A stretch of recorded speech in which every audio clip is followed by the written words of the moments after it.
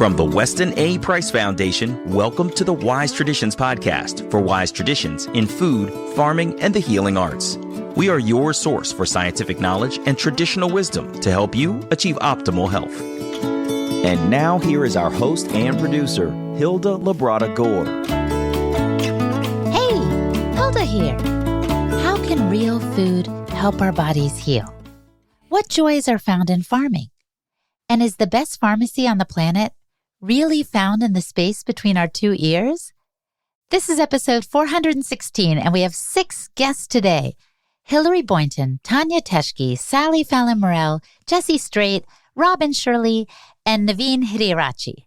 They recently helped us celebrate our 10 million download milestone at Sally's Farm, where we recorded this live show. We're sharing it with you here because it was so much fun and because each of our guests offered insights on ancestral living in the modern world. They covered stuff like the benefits of raw milk, which organ meat is the best for beginners, why shopping local helps the small farmer and your family, and how to learn to tune into the lessons life is offering you. Before we dive into the conversation, we are doing a giveaway in honor of the 10 million download milestone. Follow us on Instagram for details at Weston A. Price. You may win a ticket to attend our annual Wise Traditions Conference in Kansas City, Missouri, this October the 20th to the 22nd. The vibe you feel on this show is the very feel of the conference. Comfortable, encouraging, stimulating, and nourishing. Go to wisetraditions.org to find out more about the conference and to register today. And don't forget to sign up for our giveaway because you just might get to go for free. And a shout out to the Nutrition Therapy Institute in Denver, Colorado. NTI, the Nutrition Therapy Institute, is a school where students learn to nourish themselves first, while gaining the knowledge and skills to help guide others on their journey to optimal wellness.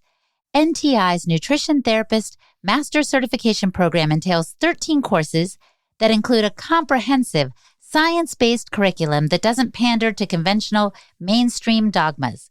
Nutrient-dense animal foods, liver, and fermented foods appear often on the recommended food lists. NTI offers in-person classes on site just outside of Denver. Or you can take the entire program online in scheduled group options or self-paced independent options. You choose which learning format works best for you. NTI's flexible scheduling allows you to complete the program in 1 to 3 years. The owner and director of NTI is a longtime former WAPF chapter leader, and she wants to help those in the Weston A. Price community achieve their goal of getting reliable, nonconformist nutrition training. So listeners of this podcast can get half off their first nutrition program course, which is a $475 value. Go to ntischool.com/wisetraditions to take advantage of this exclusive offer and learn more about the school. That's ntischool.com/wisetraditions. This is Hilda Gore, and you're listening to Wise Traditions. So the friends we have here have all been featured on the show before, and so it's kind of a reunion of some amazing people. I'll start from the end here. We have Hilary Boynton. She wrote the Heal Your Gut cookbook. She runs the School of Lunch Training Academy, helping people learn how to cook nutrient-dense meals, whether they're in a school or just wanting to feed their family or a retreat center. She is committed to reversing the trend of chronic illness in the next generation. Yeah, let's give her a hand. Next to her is wonderful Tania Teschke. She is the author of The Bordeaux Kitchen. She has Bordeaux Kitchen natural products, which have like tallow-based elements for your skin care, beauty. I mean, it's lovely, lovely, lovely. She's working on her next book about organ meats. Let's give Tania Teschke a hand. She also runs ancestral tours. She's going to Switzerland this summer, and I happen to be going with her. Excited about that. In the middle is the woman who started the wonderful Weston A. Price Foundation for Food, Farming, and the Healing Arts. She is a prolific author and an advocate for real food for healthy living. Fallon Morell.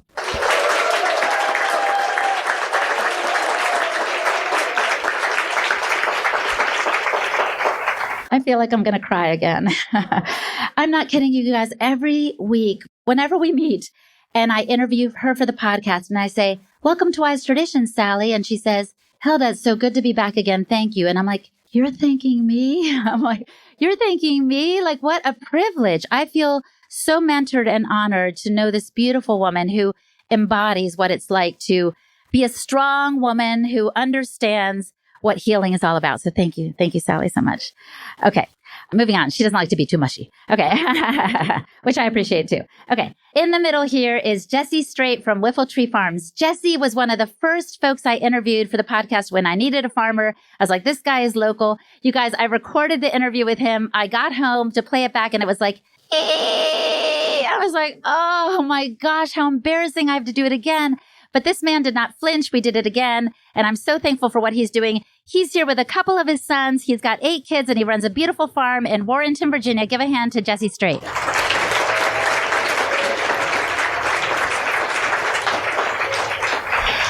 Next is Robin Shirley from Take Back Your Health. She is a phenomenal woman who for many years ran an East Coast and a West Coast conference to help people discover the wonderful benefits of changing your nutrition and your healing modalities. Now she has the Compass Learning Center in Charlottesville, Virginia, where she helps little ones, kind of almost forest school style, explore learning, tactile, and of course, feeding them nourishing food. Robin is just a dear friend and mentor of mine. Let's give her a hand.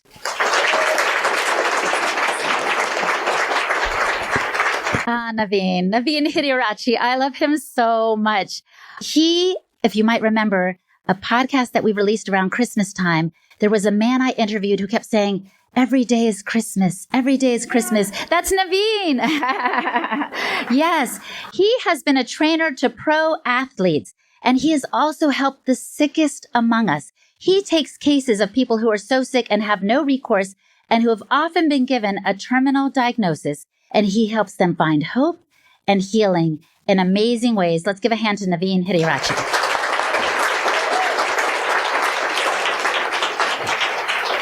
Welcome to Wise Traditions.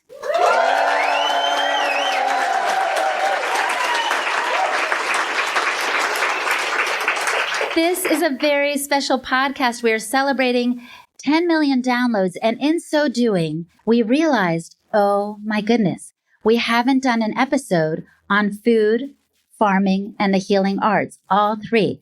So we've invited some panelists to Sally Fallon Morell's farm, P.A. Bowen Farmstead, and we're going to ask them to tell us a little bit about these 3 areas. We're starting with Hilary Boynton.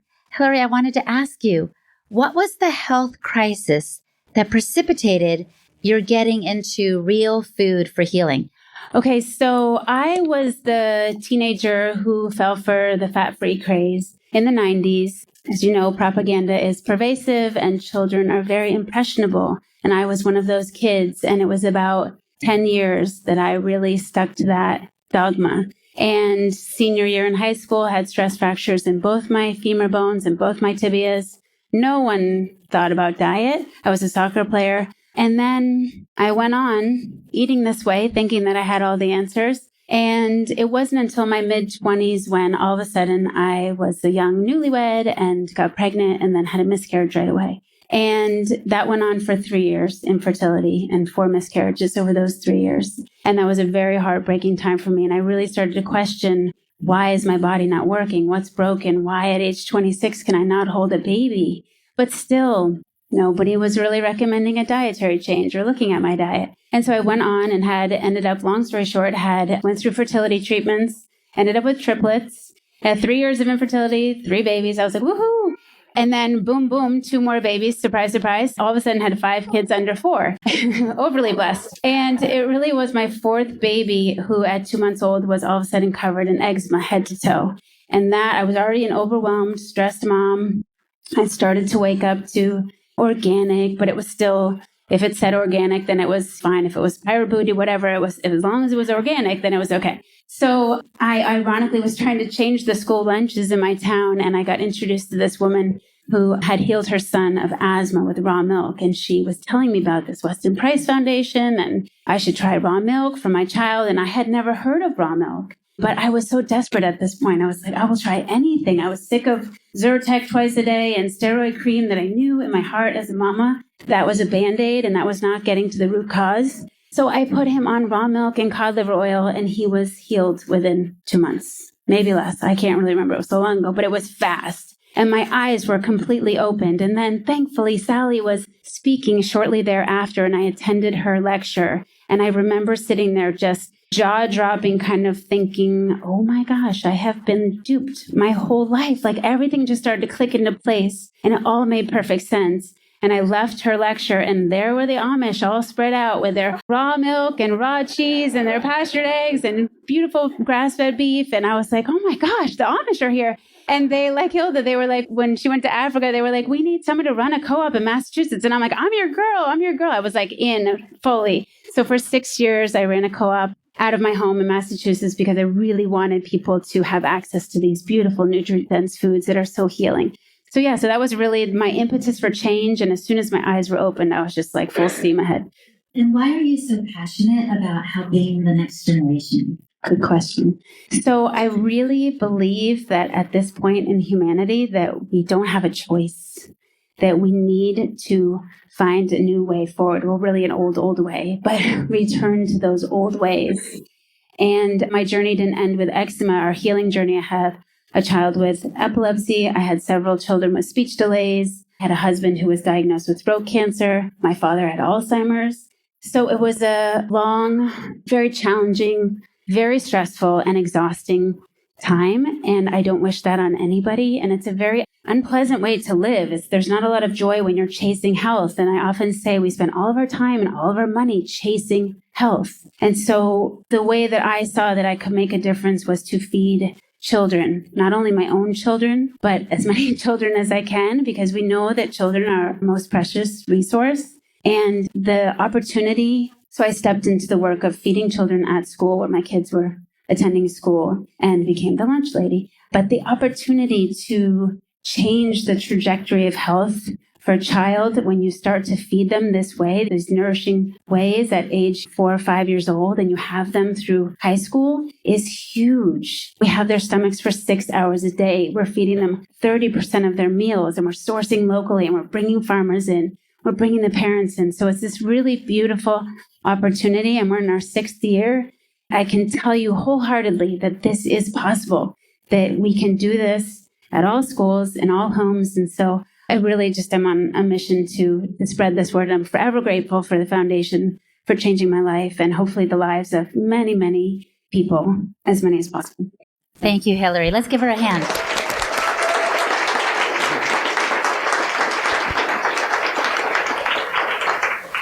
So, Tanya, you wrote The Bordeaux Kitchen.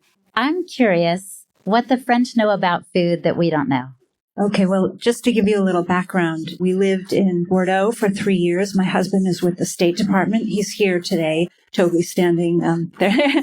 Thank you for supporting me. So we had been to various posts before then, that we went to Bordeaux, France with our two girls who were then, 5 and 7 or something like that. And I really felt like I needed to up my game in terms of cooking and also understand my own health and improve my own health.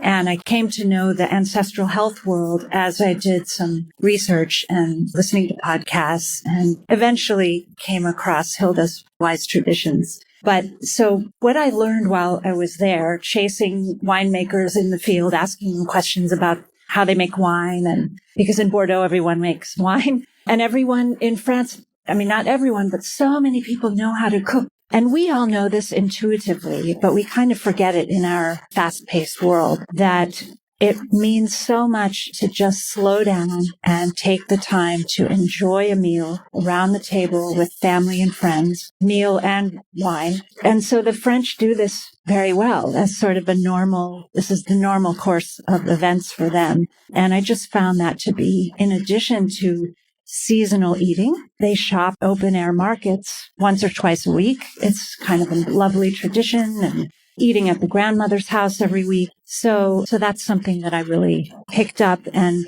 actually, what I also wanted to say was that every culture has its traditions in this way. And what I learned from the French, too, is that they're not squeamish about eating organ meats, which are the most nutrient-dense foods that we can eat. And what I realized, though, was that it's not just French culture. Every culture has its own traditional recipes around the world. And if you ask anyone from any culture, and ask them, does your grandmother make or did she make organ meats, for example, or did you have organ meats in your culture? And they will absolutely say yes. I ask everyone I encounter from every culture here in the U.S., but a lot of people have dropped those traditions, unfortunately. I have a follow-up question. So, given that you've enjoyed organ meats and you've studied about them in different cultures and stuff, what's your favorite organ meat to prepare? And maybe even what do you recommend that we get started with? Well, so the gateway drug to organ meats would be liverwurst, I would say, because it's nutrient dense, it's highly palatable. Kids love it. That's what I ate for the first time as a little girl with my family in Germany, because the family slaughters a pig every year and then they have all the wurst and everything. And so liverwurst, they also kinds that you can get made with cream in them, so it's sweeter. So, and then liver is just the most nutrient dense food, I think, on the planet. So beef liver, lamb liver, chicken liver. And actually, just for lunch today, we had liver at home. Not the kids. They like liverwurst, but not liver in the pan. So that's a little tougher sell. But thymus is the one that I really love in terms of flavor. It's not very flavorful. The thymus gland is it's the immune gland. It produces the T cells for the immune system. So if you're fighting infection or you want to build up your immune system, the thymus, which in French is riz de veau. Veau is veal. So riz is the name of it's basically, we call it sweetbreads. So anyway, I recommend that. And every chef in France knows how to make it. It's always on the menu if you go to a nice restaurant, and even in the US in some places. However, even in France, they use, in most restaurants, they don't use tallow to cook it in, which I would recommend, or duck fat. They often use seed oil. So that's something that I'm trying to ask chefs as I go around France, asking them for their recipes to say, well, why don't you just use some tallow? How do you say tallow in French? Suif. Suif. Mm-hmm. S-U-I-F. Merci, mon ami. Merci. Let's give her a hand.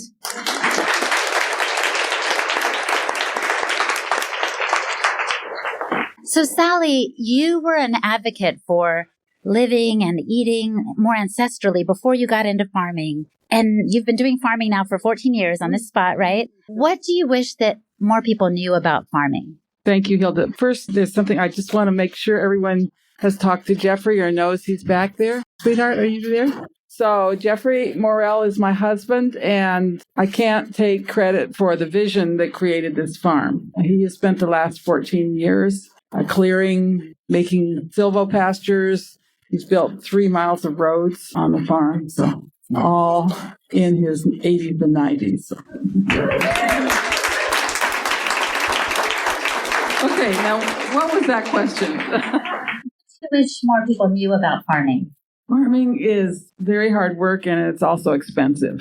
And the only way we're going to keep our farms is if you all pledge to the 50% campaign and spend 50% of your food dollars supporting farmers who are doing things right. Because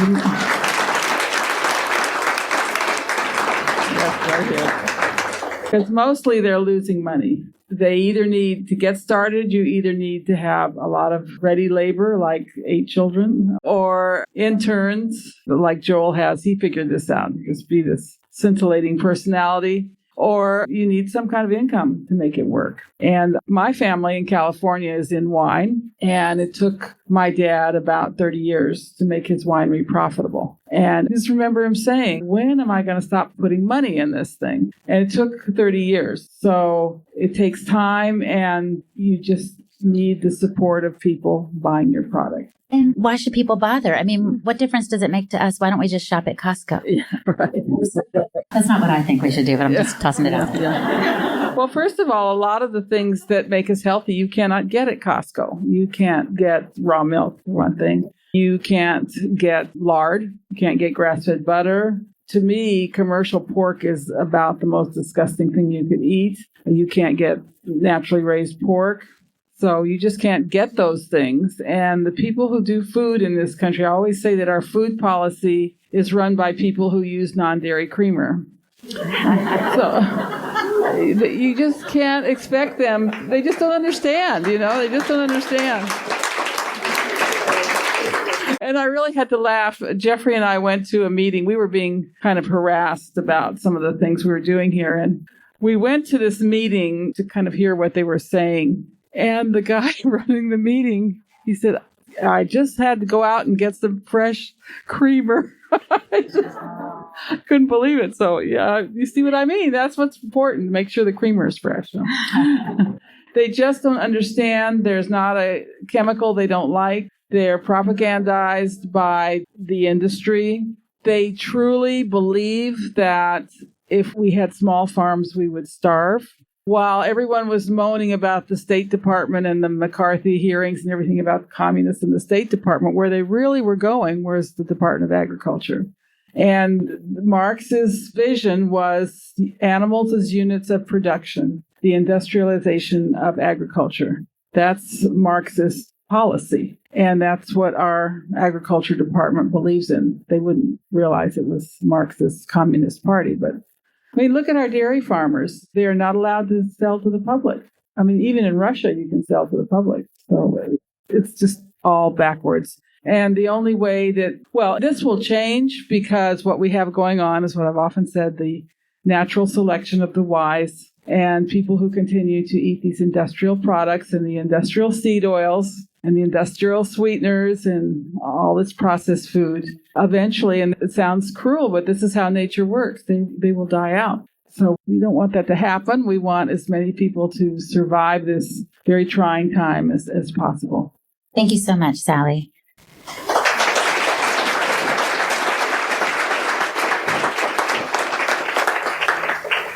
This is Hoda Labrada Gore, and you're listening to Wise Traditions. Coming up, a farmer who studied theology at UVA shares what brings him the most joy on the farm. And then we hit the healing arts part of the program, the bit that touches on how our mental, emotional, and spiritual health is intertwined with the physical. You're listening to the Wise Traditions podcast from the Weston A. Price Foundation. We pause now to recognize our sponsors. Upgraded formulas. A lot of us spend a good deal of money on supplements each month. If you're in that boat, then have you ever thought about how important it would be to know your levels and how those affect your performance and your health overall? And wouldn't it be great if you also knew what you were actually absorbing or not absorbing in terms of nutrients and what you have too much of?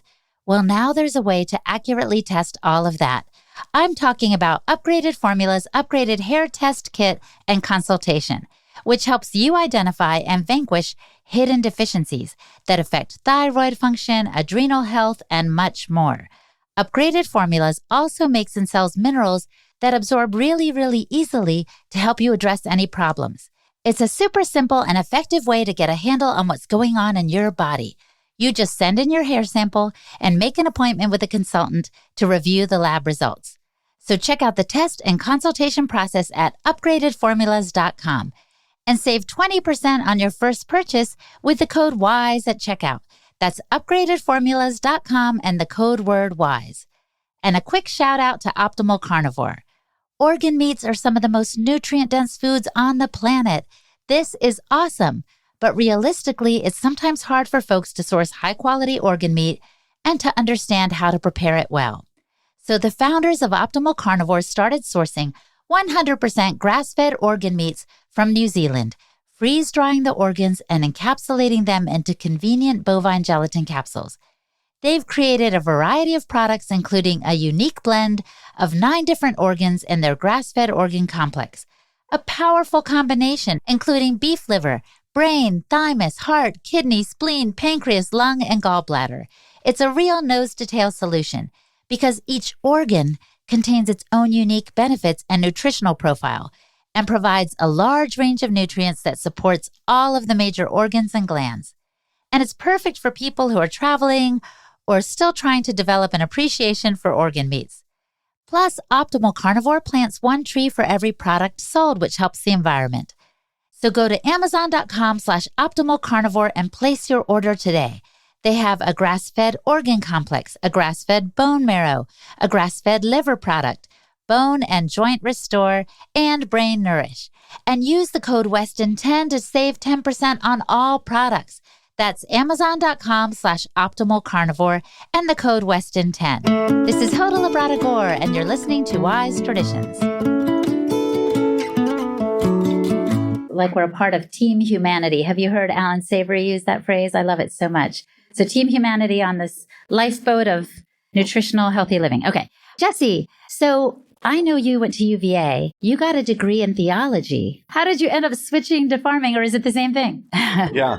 First of all, thank you, Hilda, for hosting this, and Sally for all your work. You've been so influential on me and my wife and our family. Yeah. So I guess the backstory was I knew I wanted to do something great. I wanted to do something worth the life I'd been given and the opportunities I'd been given. So that was sort of the beginning, but I was sort of lost and kind of tossing about for what to actually do. So I was doing theology and pre-med at UVA, just trying to find my way of what I could actually do with my life that was worth it. And basically, to make the story a bit shorter, I stumbled across Wendell Berry at one point and read, a friend passed along a short novel of his, and that really sort of captured my imagination. And so he was sort of the poet that cast this vision of a good life, an integrated life that would be in some ways like countercultural to the modern life we have, which kind of takes all the different parts of your life and pulls it apart in different directions. And that made a ton of sense to me. And of course, his vision is very agrarian, though you don't sort of need to live an agrarian life, but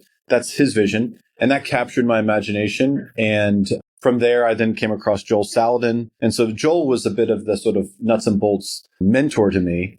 And eventually it came together. I couldn't have, in the midst of my sort of confusion, I thought there was sort of no way out of the darkness, but it did come together thanks to God. And for the reasons that in retrospect, it makes so much sense. But at the time, I was just stumbling around with my hands out. But in retrospect, I wanted to do something good in the world. And in the context of our food and farming, it was very apparent that there was much that could be done, even in one family's small way, in the context of our bad food and farming that's conventional. And the other side of things, I had a history of enjoying physical work outside. It sort of came like this is, and then the pleasure of working with biological life that comes out to actually be part of the system where the sun hits a plant and grows a plant and an animal eats it and it poops and all this stuff. And I get to be actually mixed up in that system was really exciting and intuitively compelling. And then the other idea, this integrated life. So like the way in which my family, like my son's here, could be integrated into my life. It wasn't I sort of had a job that was incoherent for my kids and my family, but was totally tied together. I walked out my door and there's my work and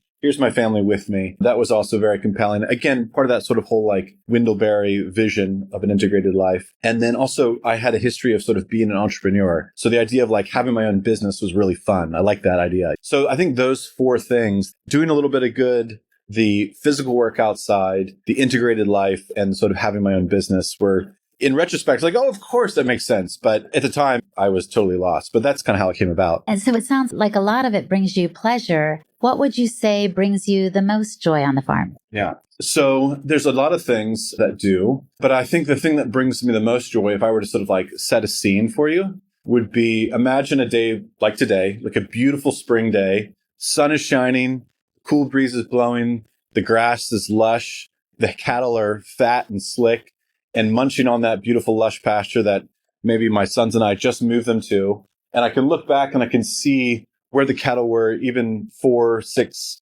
days ago. And I can see the grass is already popping up because of the way we're giving it proper rest. And I can see the health of the animals, the health of the land. I can be doing the work with my family.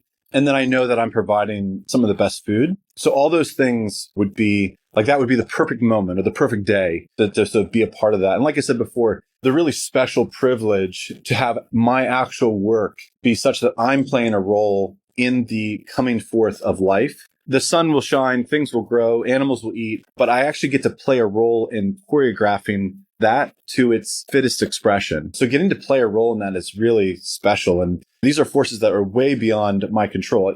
When I die, these things will continue going on. And I only have a small part to play in this, but I have a little part in it, which is really, really special. That would be sort of like my best moments of the week kind of thing. Sounds so lifting and life-giving. Let's give Jessie a hand.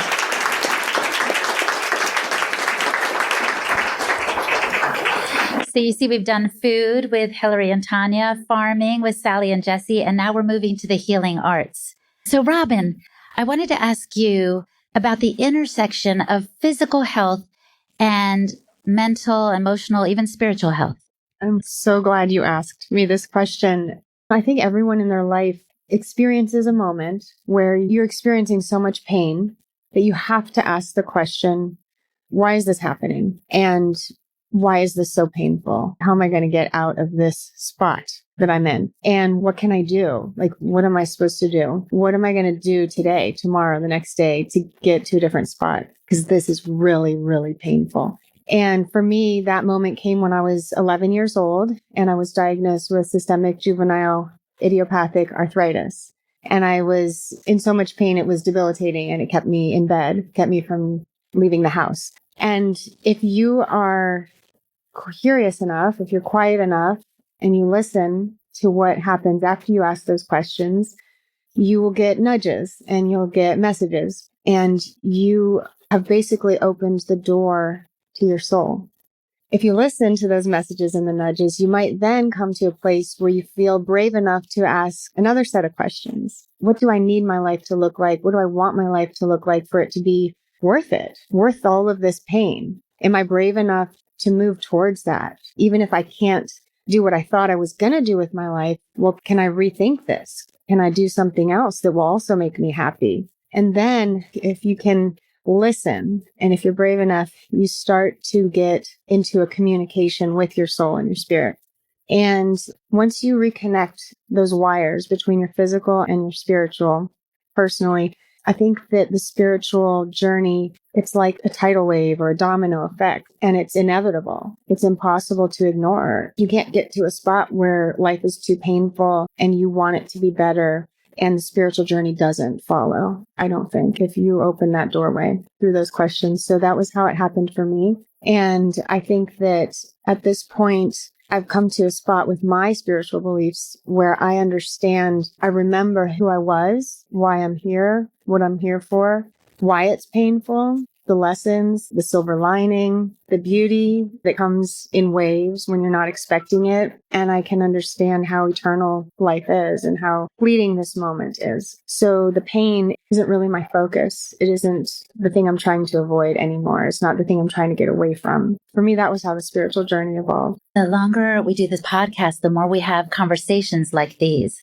about how it's all intertwined, right? The physical, the emotional, the spiritual, the mental. And it's beautiful to hear your journey. And I know you have 2 little ones. So tell me, how do you help them feel safe and kind of grow in this spiritual, emotional, mental, physical dimension? I read a really wise passage that said, children grow up valuing what the adults around them valued. So I could sit here and I could think of 100 little things you could do for your children's health, but it just boils down to valuing what you think is important in life and letting your children see you value those things. What that does is twofold. It helps the children see a good example.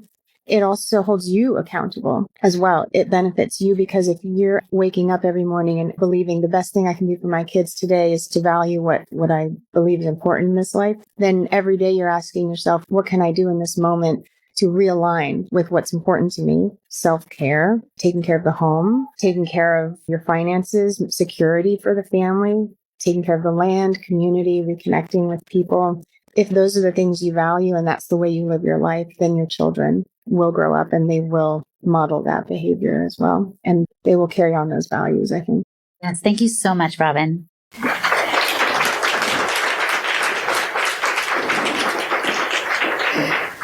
I always say more is caught than taught. And I feel like that's what you were getting at, right? Like it's not about trying to inculcate a lesson into the children, but to model it and to live it. So Navin, I'm so glad you're here, my friend. And I know that you've helped pro athletes recover from injury, improve their performance. What is the role of mindset in all of that? First, I want to say thank you to you. Thank you to Sally. Actually, I want to say thank you to Hilda, Sally, and Western Enterprise. I just want to say thank you for you guys and Western Enterprise changing my life and my patients and my clients and my parents. But I want to say thank you to everyone who's here, because the fact that you are here, you are awake. You know we have another choice for life to live and not to struggle. So congratulate you that you are aware and open to listen to this information, right? This is not the information that we get to hear. This is not a conversation that 99.9% of the people would understand and open to listen to. So congratulations. Sorry. So to answer Hilda's question, like literally when I was working for the Washington Redskins as an intern like 20 years ago, so say there's two athletes with back pain, right? And the doctor going to say, okay, you have to rest 12 weeks, take this medicine. And all of a sudden, one athlete decide, no, that's doctor telling me, he's comparing me to the rest of the population. He's telling me 2 weeks, 12 weeks. I'm going to get better and I'm going to play next Sunday. And athlete plays, not only they plays, there's no pain. He's 100%. He's not taking any supplements or medicine or injections. You're like, wow, that's a miracle. It's actually not a miracle. It's within us. All of us can do it. The fact that when the guy in the white coat or the doctor say, oh, it's going to take you 2 months. Oh, you have diabetes. Oh, you are sick. Oh, you have a disease. Then all of a sudden we believe in that. Oh, I got liver problem. I should lay down on the couch. I got high blood pressure. I should feel this. So we go to the Google and we listen to those symptoms. And now we manifest those symptoms, right? Where I seen these athletes, they're supposed to be out for 9 months with a torn ligament. So imagine a table without a leg cut off, but they're playing in 8 weeks, right? Like they're defining all the science, all the evidence, all the conventional medicine by just believing in self, right? Like we gotta know that we don't go to the healer to heal, get healed. The healer give you guidance of how to heal. But in America or in conventional countries, we go to the healer like, hey, give me a surgery, give me a pill. In these countries are the only place where we cut. Oh, you got an ACL, let's cut it. Oh, you got this, let's cut the liver. Like, no, if you go to Tanzania with Maasai people, they don't cut anything. They just say, hey, like Tanya and everybody in this panel said, healing within us, slow down, come to the human point, be human, and we heal within ourselves. We have everything that we need. That's something that all of us understanding, but I'm here to share with you that my professional athletes who's making $40 million a year plus, when they are ready, like you guys are ready, when they're here, ready to hear the message, they're like able to heal just like this. And when they are not, just like our rest of the society, they take the normal time. 8 weeks, 10 weeks, 10 months, whatever. But I want to share with you that you are the healer. You got all the tools, all the techniques. In fact, in between these ears are the best pharmacy. We know through studies that functional MRI, this brain can create anything you want, any pharmaceuticals, any supplements through here. So believe in that, trust in that, and share with the kids. Like she just said, if we believe that, our kids gonna start believing what we say and what we hear. And then when we share with that, it's gonna reflect back to us. Then we gonna start believing it. All of a sudden, we are functioning as our ancestors, like Hilda said, right? They function well. When we went to hang out with Maasai people, 86, 90-year-old, stripping the animals, squatting down, they're like, wow, this is incredible. And that's where my journey started. So when you were first talking about these amazing athletes, I thought, well, certainly there's a difference between them and the general populace. Like, I wonder if they do so well because their bodies are ripped and they're strong. Or is it, Navin, that you were saying that this kind of healing is possible for all of us wherever we're at? Exactly. This is possible for every single person, from an 8-year-old kid to a 90-year-old patient. I've seen them when they're called incurable, when the conventional medicine has no supplements, no surgeries, no diagnosis. I've seen the people's will within them. They realize, oh, I have all the tools within me to heal. They just come out of it, and not just come out of it, right there. So conventional medicine, you're in the middle of the sea. They're just keeping your life vest. They're just throwing your life vest. Hey, your symptoms are good. Just stay there. No, I don't want to be in the middle of the sea. Like, what is that? That's not life. I want to come into the land and I want to sing and dance and have fun, right? So when I see these patients, they really realize like, oh, these doctors or these whoever just give me a life vest. I'm not living a human life. I'm not dancing and singing and enjoying and seeing and just enjoying this human life. So when they realize that, when they are ready to do that, when they come into the land on their own, game over. So to answer your question, we have everything that we need. You have everything that you need. And we are the healer within us. Tony Robbins, watch out. Let's give Navin a hand.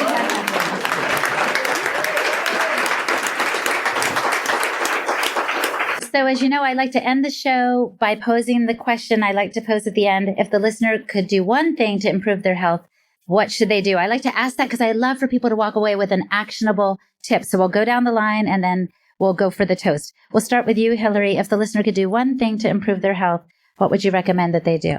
Okay, well, this is a little bit twofold, but find your local farmers and decide to step into your kitchens and learn to cook. Eat liver. Super simple. Eat butter. I would say to make a realistic goal of adding X number of meals more that you'll cook per week. And maybe even including that meals that you might make for family or friends that would be in need. I would recommend Exhaling.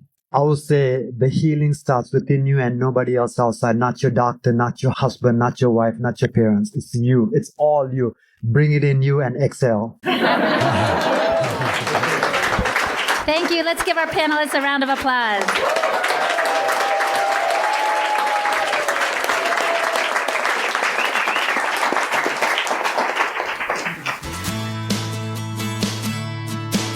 Our guests today were Hilary Boynton, Tania Teschke, Fallon Morell, Jessie Straight, Robin Shirley, and Navin Hettiarachchi. Check out their websites. For Hilary, it's schooloflunch.com. For Tanya, it's bordeauxkitchen.com. Fallon Morell has nourishingtraditions.com. Jessie Straight you can find at whiffletreefarmva.com. Robin Shirley has takebackyourhealthretreats.com. And Navin Hettiarachchi is at navinhealth.com. And I'm Hilda Labrador, the host and producer of the Wise Traditions podcast for the Weston A. Price Foundation. I'm at holistichilda.com, and you can register there for my upcoming Holistic and Happy event at Polyface Farms in Virginia on June 10th this year. For the transcript for this podcast episode, visit our website, westonaprice.org, and click on the podcast page. And now for a recent letter to the editor from our Wise Traditions Journal. Sandy had this to say. Yesterday, I went to the Weston Price website to order DVDs and flash drive recordings of the Wise Traditions Conference. 3 times I tried to purchase the recordings, and 3 times my Visa card was declined. Finally, my card was blocked. I called my bank because I use this card very regularly, and this has never happened before. They did some research and said that my card had been given a low rating, which caused it to decline. The bank manually removed the low rating, and I was able to complete my purchase. So my husband immediately drove to the bank to speak with a manager. He said that Visa is now putting their own ratings on credit and debit card purchases and was denying my transaction based on their own criteria. I could not make another purchase until the bank intervened. The manager said it is now regularly happening that accounts may be flagged by Visa if, for example, customers purchase a gun with their card. The bank manager agreed with my husband that this is the beginning of Visa implementing the social credit scores being tied to our ability to transact business. Evidently, Visa does not think I should be doing business with Weston Price. I wanted you to be aware so that people know that they still have recourse if they go directly to their bank. This is a letter from Sandy in Tennessee. Thank you so much, Sandy, for bringing this to our attention. I had no idea. You too can write a letter to the editor on any topic.